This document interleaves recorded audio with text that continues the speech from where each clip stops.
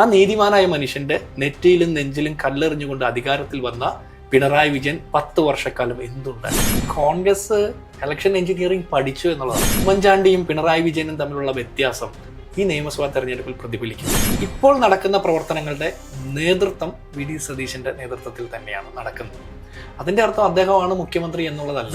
പ്രതിപക്ഷ നേതാവ് എന്നുള്ളതിൽ അദ്ദേഹത്തിന്റെ ഉദ്യമം നിയമസഭയിൽ അടുത്ത മെയ് മാസത്തിൽ ഒരു കോൺഗ്രസ്സുകാരൻ സത്യപ്രതിജ്ഞ ചെയ്യുക മുഖ്യമന്ത്രിയായിട്ട് അവിടെ എത്തിക്കുക എന്നുള്ളതാണ്. അത് അദ്ദേഹമാണോ എത്തേണ്ടത്, മറ്റാരെങ്കിലും ആണോ എന്ന് പാർട്ടിയാണ് തീരുമാനം. ഒരർത്ഥത്തിൽ പറഞ്ഞാൽ കോൺഗ്രസിനെ വളർത്തിയതും ഈ ഒരു നിലയിൽ എത്തിക്കാൻ സഹായിച്ചതും CPM തന്നെയല്ലേ? നമുക്ക് അതിനെ തള്ളിക്കളയാൻ സാധിക്കുമോ? കുറച്ച് നാളുകൾക്ക് മുൻപ് അല്ലെങ്കിൽ കഴിഞ്ഞ നിയമസഭാ തെരഞ്ഞെടുപ്പ് വരെ CPM എങ്ങനെയായിരുന്നോ നിയമസഭാ തെരഞ്ഞെടുപ്പുകളെ കണ്ടിരുന്നത്? അതായത് കൃത്യമായ കണക്കുകൾ വെച്ചുകൊണ്ട് ഓരോ വീട്ടിൽ നിന്നും എത്ര വോട്ട് കിട്ടുമെന്നുള്ള കൃത്യമായ കണക്ക് CPM അന്ന് വരെ ഉണ്ടായിരുന്നു എന്നുള്ളതാണ്. പക്ഷേ ഇന്നിപ്പോൾ ആ സമയത്ത് കോൺഗ്രസിനുണ്ടായിരുന്ന ഏറ്റവും വലിയ അധിക്ഷേപവും അത് തന്നെയായിരുന്നു. കാരണം അവർക്ക് എത്ര വോട്ട് കിട്ടുമെന്ന് അവർക്ക് പോലും അറിയില്ല. കിട്ടിയാൽ കിട്ടി, പോയാൽ പോയി എന്നൊരു ആറ്റിറ്റ്യൂഡായിരുന്നു ആ സമയത്ത് കോൺഗ്രസിനുണ്ടായിരുന്നത് എന്നാണ് ഏറ്റവും കൂടുതൽ ഉയർന്നിരുന്ന വിമർശനം. പക്ഷെ ഇപ്പോൾ ഈ ഒരു സാഹചര്യത്തിൽ 2026 നിയമസഭയിലേക്ക് വരുമ്പോൾ അത് നേരെ തിരിഞ്ഞു. CPM സ്ട്രാറ്റജികൾ കടമെടുത്തുകൊണ്ട് കോൺഗ്രസ് വിജയം ഉറപ്പാക്കുന്നു എന്നുള്ള ഒരു രീതിയിലേക്ക് കാര്യങ്ങൾ പോകുന്നു. അങ്ങനെയല്ല, CPM സ്ട്രാറ്റജികൾ കടമെടുക്കുന്നല്ല. കോൺഗ്രസ് ഇലക്ഷൻ എഞ്ചിനീയറിംഗ് പഠിച്ചു എന്നുള്ളതാണ്. കേരളത്തിലെ ഏറ്റവും നല്ല ഇലക്ഷൻ എഞ്ചിനീയറുടെ പേര് വി ഡി സതീശൻ എന്നാണ്. അതെ, അപ്പൊ അത് CPM മറന്നു. CPM കണക്കുകൾ എന്തുകൊണ്ടാണ് തെറ്റുന്നത്? അവര് പുതുപ്പള്ളി ബൈ ഇലക്ഷന് ജയിക്കുമെന്നാ പറഞ്ഞേ. അതെ, വോട്ടെടുപ്പ് കഴിഞ്ഞതിന് ശേഷവും തൃക്കാക്കര ബൈ ഇലക്ഷൻ തെരഞ്ഞെടുപ്പിന് ശേഷവും ജയിക്കുമെന്ന് പറഞ്ഞേ. വോട്ടെണ്ണിപ്പോ ഒരു തോറ്റു. പാലക്കാട് ജയിക്കുമെന്ന് പറഞ്ഞു, തോറ്റു. അതുപോലെ വയനാട് ബൈ ഇലക്ഷൻ വലിയ മാറ്റം ഉണ്ടാവുമെന്ന് പറഞ്ഞു, വലിയ ഭൂരിപക്ഷത്തിൽ നമ്മൾ ജയിക്കുന്നത്. അതുപോലെ നിലമ്പൂർ ബൈ ഇലക്ഷൻ തോറ്റ അമ്പി. ചേലക്കര അവരുടെ 39,000-40,000 വോട്ടിൽ നിന്ന് 12,000 കുറഞ്ഞു. അപ്പൊ ഇവരുടെ കണക്ക് തെറ്റാൻ കാരണം എന്താണെന്ന് അറിയോ? ഇവർക്ക് ജനങ്ങളായിട്ടുള്ള ബന്ധം നഷ്ടപ്പെട്ടു. ബിന്ദു മുഖ്യമന്ത്രിയെ കുറിച്ച് പറഞ്ഞത് ജൈവ ബുദ്ധിജീവി എന്ന. ജൈവ ബുദ്ധിജീവി 9.5 കൊല്ലം കേരളം ഭരിച്ചപ്പോൾ CPM സാധാരണക്കാരുമായിട്ടുള്ള ജൈവിക ബന്ധം നഷ്ടപ്പെട്ടു. അതുകൊണ്ടാണ് കള്ളക്കണക്കുകൾ വരുന്നത്, തെറ്റായ കണക്കുകൾ വരുന്നത്. കോൺഗ്രസിനെ സംബന്ധിച്ചിടത്തോളം കോൺഗ്രസിന്റെ കണക്ക് കൂട്ടലും 100% ശരിയാന്ന് പറയാൻ പറ്റില്ല. കാരണം കോൺഗ്രസ് കണക്ക് കൂട്ടിയതിനേക്കാൾ വലിയ ഭൂരിപക്ഷം കിട്ടുന്നു. അപ്പൊ നമ്മളൊക്കെ കണക്ക് കൂട്ടുന്ന ഭൂരിപക്ഷത്തിനേക്കാൾ വലിയ ഭൂരിപക്ഷം കിട്ടുക. അപ്പൊ നമ്മുടെ കണക്കുകൂട്ടലും ശരിയല്ല, ജനങ്ങൾ നമ്മുടെ കണക്കുകൂട്ടലിൽ തെറ്റിച്ചുകൊണ്ടിരിക്കുക. ആ തെറ്റിക്കുന്ന ജനങ്ങൾ ആരാ? CPM വോട്ട് ചെയ്തുകൊണ്ടിരുന്ന ആളുകൾ കൂടിയാണ്. ആ വോട്ടുകൾ അങ്ങനെ തന്നെ ഷിഫ്റ്റ് ചെയ്യുന്നു. ഇന്ന് ആളുകൾക്ക് അരിവാൾ ചുറ്റിക നക്ഷത്രം കാണുമ്പോൾ ആവേശവും ഇല്ല, രോമാഞ്ചവും ഇല്ല. അവരത് മാറ്റി വെച്ചിട്ട് കൈപ്പത്തിക്ക് വോട്ട് ചെയ്യാൻ മടിയില്ലാത്തവരായിട്ട് മാറുകയാണ്. അല്ലെങ്കിൽ UDF ചിഹ്നങ്ങളിൽ വോട്ട് ചെയ്യാൻ മടിയില്ലാത്തവരായിട്ട് മാറുകയാണ്. ആളുകൾ ഇതെല്ലാം മനസ്സിലാക്കുന്നു. പൊളിറ്റിക്കൽ സാക്ഷരത, രാഷ്ട്രീയ സാക്ഷരത കേരളത്തിലെ ജനങ്ങൾക്ക് കിട്ടുന്നുണ്ട്. പക്ഷേ ഇപ്പോഴും ചക്ക വീണ് മുയില് ചത്തതാണ് തദ്ദേശ തെരഞ്ഞെടുപ്പിൽ കോൺഗ്രസിനുണ്ടായ വിജയം എന്നാണ് CPM പറഞ്ഞു വെക്കുന്നത്. അവരങ്ങനെ തന്നെ പറയണമെന്ന് എൻ്റെ അഭിപ്രായം. അവർ ഒരിക്കലും പഠിക്കരുത്. അവർ പഠിച്ചാൽ അവർ നന്നായി പോവില്ലേ? അവർ പഠിക്കരുത്. ലോക്സഭാ തെരഞ്ഞെടുപ്പിൽ ഞങ്ങൾ ജയിച്ചപ്പോൾ അവരത് തന്നെയാണ് പറഞ്ഞ്. ബൈ ഇലക്ഷൻ, ഞാൻ നേരത്തെ പറഞ്ഞ ഓരോ ബൈ ഇലക്ഷൻ ജയിച്ചപ്പോഴും അവരതാ പറഞ്ഞ്. കഴിഞ്ഞ തദ്ദേശ സ്വയംഭരണ സ്ഥാപനങ്ങളിലേക്ക് നടന്ന ബൈ ഇലക്ഷനുകളിൽ ഞങ്ങൾ ജയിക്കുമ്പോൾ അവരതാ പറഞ്ഞ്. ഇപ്പോൾ ഈ ലോക്കൽ ബോഡി ഇലക്ഷൻ്റെ റിസൾട്ടിൽ അവരതാ പറയുന്നത്. അവർ ജമാഅത്തെ ഇസ്ലാമിയെ കുറ്റം പറഞ്ഞു, അവർ മതന്യൂനപക്ഷങ്ങളെ കുറ്റം പറഞ്ഞു, മതഭൂരിപക്ഷങ്ങളെ കുറ്റം പറഞ്ഞു, ഈഴവരുടെ വോട്ട് കിട്ടിയില്ല, SNDP കിട്ടിയില്ല, ക്രൈസ്തവരുടെ കിട്ടിയില്ല, മുസ്ലിങ്ങളുടെ കിട്ടിയില്ല എന്നൊക്കെ പറഞ്ഞു. അവർക്ക് അവരുടെ പാർട്ടി അണികളുടെ വോട്ട് എന്താ കിട്ടാൻ? അതിന്റെ കാരണം അവർക്കറിയില്ല. ഞങ്ങൾ ചക്ക വീണ് ജയിച്ചതാണെന്ന് അവർ വിചാരിച്ചോട്ടെ. ഞങ്ങളുടെ ജയം അവർക്കെതിരായിട്ടുള്ള വിരോധം മാത്രമല്ല, ഞങ്ങളുടെ കൃത്യമായ പ്രവർത്തനം, ഞങ്ങളുടെ സമരം, ഞങ്ങളുടെ ജനപക്ഷ നിലപാട്, ഞങ്ങളുടെ വോട്ടർ പട്ടികയിലെ പ്രവർത്തനം, സംഘടനാപരമായിട്ടുള്ള ശക്തിപ്പെടുത്തൽ, സ്ഥാനാർത്ഥി നിർണയത്തിലുള്ള വേഗത, കൃത്യത, കണിശത, ഇതെല്ലാം ഫാക്ടേഴ്സാണ്. അക്കൂട്ടത്തിൽ അവർക്കെതിരായിട്ടുള്ള വികാരം, ശബരിമല സ്വർണ്ണക്കൊള്ള, സാധാരണ ജനങ്ങളെ ബാധിക്കുന്ന വിഷയങ്ങൾ. ശബരിമല മാത്രം എഫക്ട് ചെയ്തെന്ന് പറയുന്ന ഒരാളല്ല ഞാൻ. ഇവിടുത്തെ പെൻഷൻ, റേഷൻ, വിലക്കയറ്റം, നിത്യജീവിത പ്രശ്നങ്ങൾ, പോലീസ് വലിയൊരു ഫാക്ടറാണ്. ഈ പാർട്ടിയുടെ താഴെത്തട്ടിൽ വരെയുള്ള നേതാക്കന്മാരുടെ തോന്നിവാസവും തെമ്മാടിത്തരവും, ഇവരുടെ ദാഷ്ട്യം. PP ദിവ്യയൊക്കെ പരമാവധി സീറ്റ് തന്നിട്ടുണ്ട്, ഞങ്ങൾക്ക് പരമാവധി സഹായിച്ചിട്ടുണ്ട്. പിണറായി വിജയന്റെ ദാഷ്ട്യം ഞങ്ങളെ ഒരുപാട് സഹായിച്ചിട്ടുണ്ട്. അതുകൊണ്ടായിരുന്നല്ലോ ഇപ്പോൾ കോൺഗ്രസിന്റെ മുദ്രാവാക്യം കടക്ക് പുറത്ത് എന്നായത്. കടക്ക് പുറത്ത് എന്നുള്ള ഒറ്റ വാക്കിലൂടെ ഈ സർക്കാരിന്റെ നയപരിപാടി നമുക്ക് മനസ്സിലായി. അതായത് ഉമ്മൻചാണ്ടി, ഞാൻ പറയുന്ന അടുത്ത നിയമസഭാ തെരഞ്ഞെടുപ്പിന് മുമ്പ് കേരളത്തിലെ കോൺഗ്രസ് പ്രവർത്തകർ, UDF പ്രവർത്തകർ മുന്നോട്ട് വെക്കേണ്ടത് 2 പൊളിറ്റിക്കൽ ഐക്കൺസിനെയാണ്. ഒന്ന് കോൺഗ്രസിന്റെ നേതാവ് UDFന്റെ മുഖ്യമന്ത്രിയായിരുന്ന ഉമ്മൻചാണ്ടി എല്ലാവരോടും വരാനാ പറഞ്ഞ്, അതെ, എല്ലാവരോടും വരാൻ. പണ്ട് ക്രിസ്തു ബൈബിളിൽ പറഞ്ഞിട്ടുണ്ട്, അവർ എൻ്റെ അടുത്തേക്ക് വരട്ടെ എന്നാ പറയാ. ആളുകളെ കാണാൻ ആഗ്രഹിക്കുന്ന ഒരു മുഖ്യമന്ത്രി ഉണ്ട്, ആളുകളെ സ്വീകരിക്കാൻ, ആളുകളുടെ ഇടയിൽ ജീവിക്കാൻ ആഗ്രഹിച്ച ഒരു മുഖ്യമന്ത്രി.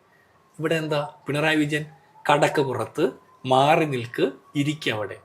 അയാൾ എത്ര ആളുകളെ സ്വീകരിക്കുന്നുണ്ട്. ഒരു ഏതാനും മാസം മുമ്പ് സ്വന്തം മണ്ഡലത്തിലെ ആളുകളിൽ നിന്ന് നിവേദനം സ്വീകരിക്കുന്ന വാർത്ത PR ഏജൻസി കൊടുക്കുക. മുഖ്യമന്ത്രി MLA ധർമ്മടം മണ്ഡലത്തിൽ നിവേദനം മേടിക്കുന്നു. ഒരു MLAക്ക് എല്ലാ ദിവസവും കിട്ടേണ്ടതാണ് നിവേദനം.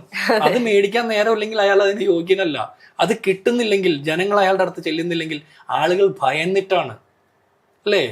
ആളുകൾ ഭയന്നിട്ടാ ചെല്ലാതെ, ആളുകൾക്ക് ഇഷ്ടം തോന്നണം. പിണറായി വിജയനെ കാണുമ്പോൾ മനസ്സിൽ നിന്നുണ്ടാകുന്ന ഇഷ്ടത്തോടെ എത്ര പേര് ഓടി ചെല്ലുന്നുണ്ട്. ഇവര് PR വർക്കിന്റെ ഭാഗമായിട്ട് വെയിലത്ത് കൊണ്ട് ചേർത്തുന്ന പിള്ളേരെ കൊണ്ട് ടാറ്റ അപ്പൂപ്പ എന്ന് പറയുന്നതല്ലാതെ പിണറായി വിജയനെ കാണാൻ എത്ര ആളുകൾ സ്വമേധയാ ചെല്ലുന്നുണ്ട്? ആരും ചെല്ലുന്നില്ല. അപ്പോൾ ഉമ്മൻചാണ്ടിയും പിണറായി വിജയനും തമ്മിലുള്ള വ്യത്യാസം, ഈ താരതമ്യം ഈ നിയമസഭാ തെരഞ്ഞെടുപ്പിൽ പ്രതിഫലിക്കും. ആ നീതിമാനായ മനുഷ്യന്റെ നെറ്റിയിലും നെഞ്ചിലും കല്ലെറിഞ്ഞുകൊണ്ട് അധികാരത്തിൽ വന്ന പിണറായി വിജയൻ 10 വർഷക്കാലം എന്തുണ്ടാക്കി? അതിന് ചോദ്യത്തിന് ഉത്തരം പറയണവര്. ഉത്തരം പറയാതെ പറ്റില്ല.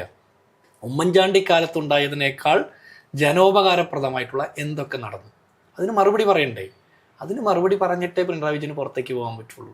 അതെ, ഇപ്പോൾ നിയമസഭാ തെരഞ്ഞെടുപ്പ് അടുക്കുന്ന സാഹചര്യത്തിൽ നമുക്കറിയാം, ഇപ്പോൾ നമ്മൾ നേരത്തെ പറഞ്ഞതുപോലെ VD സതീശൻ എന്ന് പറയുന്ന ആ ഒരു കൃത്യമായ ഒരു ഇലക്ഷൻ സ്ട്രാറ്റജിസ്റ്റിന്റെ എല്ലാ നീക്കങ്ങളും ഈ കഴിഞ്ഞ തദ്ദേശ തെരഞ്ഞെടുപ്പിലായിക്കോട്ടെ, അതിന് മുൻപ് നടന്ന ഉപതെരഞ്ഞെടുപ്പുകളിലായിക്കോട്ടെ, ഇപ്പോൾ വരുന്ന നിയമസഭാ തെരഞ്ഞെടുപ്പിൽ പോലും അത് കൃത്യമായി പ്രതിഫലിക്കുമെന്നുള്ളതാണ്. ഇനി നിയമസഭയിൽ വലിയ രീതിയിലുള്ള വിജയം കോൺഗ്രസിനുണ്ടായാൽ അത് തീർച്ചയായിട്ടും VD സതീശനെ ഒഴിച്ചുകൂടാനാകാത്ത ഒരു ഫാക്ടർ തന്നെയായിരിക്കും. 80% അല്ലെങ്കിൽ 70% മുകളിൽ എന്തായാലും അദ്ദേഹത്തിന്റെ പ്രയത്നം തന്നെയായിരിക്കും.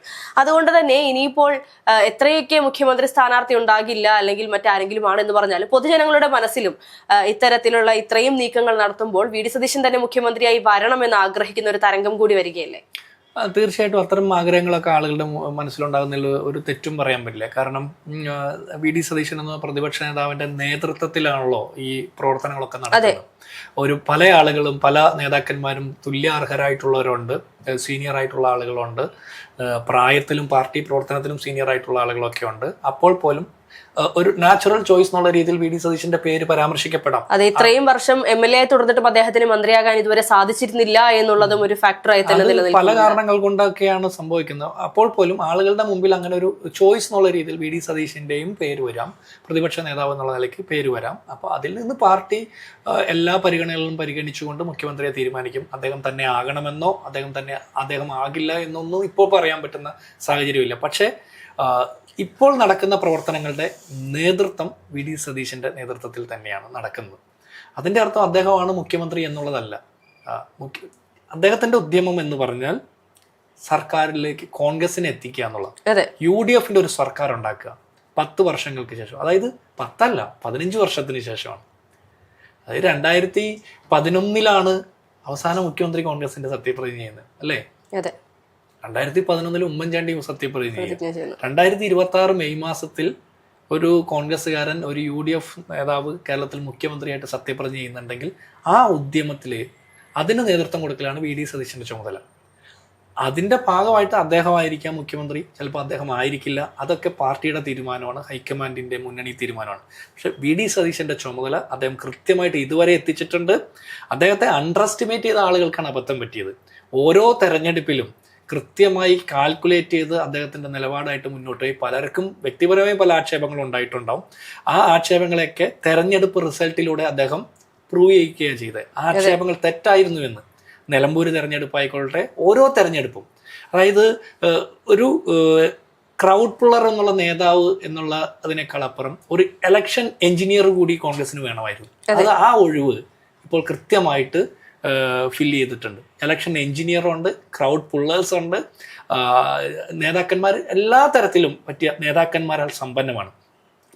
VD സതീശനെ സംബന്ധിച്ചിടത്തോളം പ്രതിപക്ഷ നേതാവ് എന്നുള്ളതിൽ അദ്ദേഹത്തിന്റെ ഉദ്യമം നിയമസഭയിൽ അടുത്ത മെയ് മാസത്തിൽ ഒരു കോൺഗ്രസ്സുകാരൻ സത്യപ്രതിജ്ഞ ചെയ്യുക മുഖ്യമന്ത്രിയായിട്ട് അവിടെ എത്തിക്കുക എന്നുള്ളതാണ്. അത് അദ്ദേഹമാണോ എത്തേണ്ടത്, മറ്റാരെങ്കിലും ആണോ എന്ന് പാർട്ടിയാണ് തീരുമാനിക്കുന്നത്. അതെ, തീർച്ചയായിട്ടും. ഇനിയിപ്പോൾ മാസങ്ങൾ മാത്രമാണ് നിയമസഭാ തെരഞ്ഞെടുപ്പിനും ഇനി കാത്തിരിക്കുന്നത്. എനിക്ക് തോന്നുന്നു ഏപ്രിൽ ആദ്യ വാരമോ രണ്ടാം വാരമോ ഒക്കെ തന്നെയും തെരഞ്ഞെടുപ്പ് ഉണ്ടാക്കാൻ സാധ്യതയുണ്ട് എന്നാണ് അറിയാൻ സാധിക്കുന്നത്. അപ്പോൾ ഇതുമായി ബന്ധപ്പെട്ട് ഇനി എന്തായാലും കോൺഗ്രസിന്റെ തന്ത്രപ്രധാനമായ പല നീക്കങ്ങളും കാണേണ്ടിയിരിക്കുന്നു എന്നുള്ളതാണ്. ഒരർത്ഥത്തിൽ പറഞ്ഞാൽ കോൺഗ്രസിനെ വളർത്തിയതും ഈ ഒരു നിലയിൽ എത്തിക്കാൻ സഹായിച്ചതും CPM തന്നെയല്ലേ? നമുക്കൊരു അതിനെ തള്ളിക്കളയാൻ സാധിക്കുമോ? അല്ല, രണ്ട് കാര്യമുണ്ട്. ഒന്ന്, ഞങ്ങളുടെ ഞങ്ങളുടെ കുറെ കൂടി ഞങ്ങളുടെ പരാജയത്തിൽ ഞങ്ങൾ പഠിക്കുക ചെയ്ത് വെറുതെ അങ്ങ് ജയിക്കും എന്നുള്ളൊരു തോന്നലിൽ നിന്ന് അങ്ങനെ പോരാ, അത് കുറെ കൂടി പഠിച്ച് പണിയെടുത്ത് ജയിക്കണം എന്നുള്ള ആ ഒരു പഠനത്തിന്റെ ഭാഗമായിട്ട് നമ്മളിവിടെ എത്തി, കൃത്യമായിട്ട് ഹോംവർക്ക് ചെയ്ത് അങ്ങനെ എത്തി. അക്കൂട്ടത്തിൽ ഞങ്ങളെ സഹായിച്ചത് CPM കൂടിയാണ്. അതെ, കാരണം നേരത്തെ സാർ തന്നെ പറഞ്ഞതുപോലെ പ്രതീക്ഷിച്ചതിനേക്കാൾ കോൺഗ്രസിന്റെ ഒരു പ്രതീക്ഷ ഉണ്ടായിരുന്നു ഇത്ര വിജയം ഉണ്ടാകുമെന്ന്. അതിനു മുകളിൽ ഈ ഒരു തദ്ദേശ തെരഞ്ഞെടുപ്പിൽ വിജയം പോയെങ്കിൽ അതിന് CPMന്റെ പിന്തുണ അവർ അറിഞ്ഞോ അറിയാതെയോ തന്നതുകൊണ്ടാണ്. തീർച്ചയായിട്ടും ഞാൻ പറഞ്ഞില്ലേ, അവര് നന്നായി പോയിരുന്നെങ്കിൽ ഞങ്ങൾക്ക് കുറച്ചുകൂടി കൂടുതൽ പണിയെടുക്കേണ്ടി വന്നേനെ. നന്നാവാത്തത് കൊണ്ട് ഞങ്ങളുടെ പണി കുറച്ച് കുറഞ്ഞു. കാരണം ഞങ്ങളുടെ കൃത്യമായ പ്രവർത്തനങ്ങളോടൊപ്പം അവരുടെ പരമാവധി തോന്നിവാസങ്ങൾ ഞങ്ങളെ കുറെ കൂടി എളുപ്പമാക്കി തന്നു. കാരണം പല കാരണങ്ങളുണ്ട്. ഓരോന്നോരോന്നായിട്ട് എടുത്ത് നമ്മൾ പരിശോധിക്കുമ്പോൾ ഇപ്പോൾ ശബരിമല സ്വർണ്ണക്കുള്ള കേസിൽ CPMന്റെ നേതാക്കന്മാർ ജയിലിലാണ്, അതേസമയം തന്നെ പാർട്ടിയിലും തുടരുന്നു. എന്തുകൊണ്ടാണെന്ന് ചോദിക്കുമ്പോൾ ഉത്തരവില്ല. മുഖ്യമന്ത്രിയുടെ മകൾക്ക് എന്തിനാ മാസപ്പടി കിട്ടിയെന്ന് ചോദിക്കുമ്പോൾ ഉത്തരവില്ല. കേരളത്തിലെ സാധാരണക്കാർക്ക് യാതൊരുവിധ ക്ഷേമ പ്രവർത്തനം നടത്താൻ താല്പര്യമില്ലാത്ത, സമയമില്ലാത്ത, സാമ്പത്തികമില്ലാത്ത സർക്കാർ നമ്മളോട് മുണ്ട് മുറുക്കി കൊടുക്കാൻ പറഞ്ഞതിൻ്റെ പിറ്റേ ദിവസം തന്നെ ധനകാര്യ വകുപ്പ് മന്ത്രി 1,10,00,000 മുഖ്യമന്ത്രിക്ക് പുതിയ കാറ് മേടിക്കാൻ അനുവദിക്കുന്നു. എന്തിനാണ് എന്ന് ചോദിക്കുമ്പോൾ അതിന് മറുപടിയില്ല. അങ്ങനെ കുറേ കാര്യങ്ങളുണ്ട്. കോൺഗ്രസ്സുകാരുടെ ചോദ്യം സഖാക്കന്മാർക്ക് പോലും സ്വയം തോന്നി തുടങ്ങിയപ്പോഴാണ് ഞങ്ങളുടെ ഭൂരിപക്ഷം ഞങ്ങളുടെ കണക്ക് തെറ്റിച്ച് വർദ്ധിച്ചത്. അല്ല, ഇനിയിപ്പോൾ വീണ്ടും ജനകീയ ബജറ്റ് പുറത്തിറക്കാനുള്ള തയ്യാറെടുപ്പിലാണ് CPM മുന്നോട്ട് പോയിക്കൊണ്ടിരിക്കുന്നത്. അത് ഇനി കോൺഗ്രസിന് തിരിച്ചടിയാകുമോ? ഒരു തിരിച്ചടിയില്ല.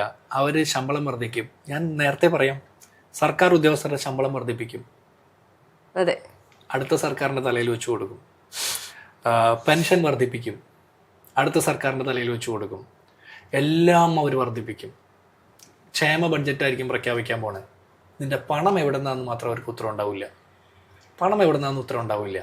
ഇതിനു മുമ്പ് ലോക സമാധാനത്തിന് വേണ്ടി 2 കോടി രൂപ മാറ്റിവെച്ച ബഡ്ജറ്റ് പ്രഖ്യാപിച്ചിട്ടുണ്ട് കേരളത്തിലെ മലയാളികൾക്ക് മനസ്സമാധാനം ഉണ്ടായിട്ടുള്ള അതിന് ശേഷം.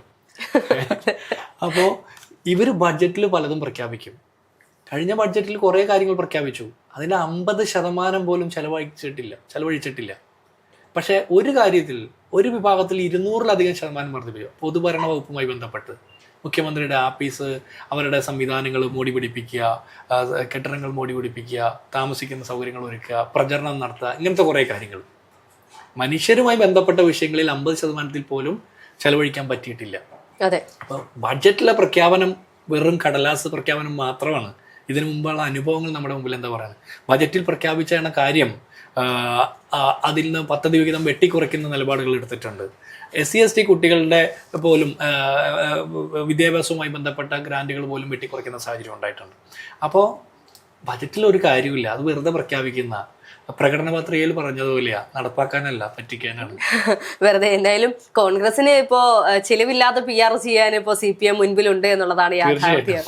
ഇനി വരുന്ന സമയങ്ങളിലാണെങ്കിലും ഇത്തരത്തിൽ സ്ഥാനാർത്ഥി പട്ടിക പുറത്തു വരുമ്പോൾ ഇനി ആരൊക്കെ സ്ഥാനാർത്ഥിയാകും, ഡോക്ടർ ജിൻഡോ ജോൺ സ്ഥാനാർത്ഥിയാകുമോ ഇല്ലയോ എന്നുള്ളതുള്ള വിവരങ്ങളൊക്കെ നമുക്ക് ഇനി അറിയാൻ സാധിക്കും എന്നുള്ളതാണ്. എന്തായാലും വന്നതിലും ഇത്രത്തോളം സമയം നമ്മളോടൊപ്പം ചെലവഴിച്ചതിലും താങ്ക് യു.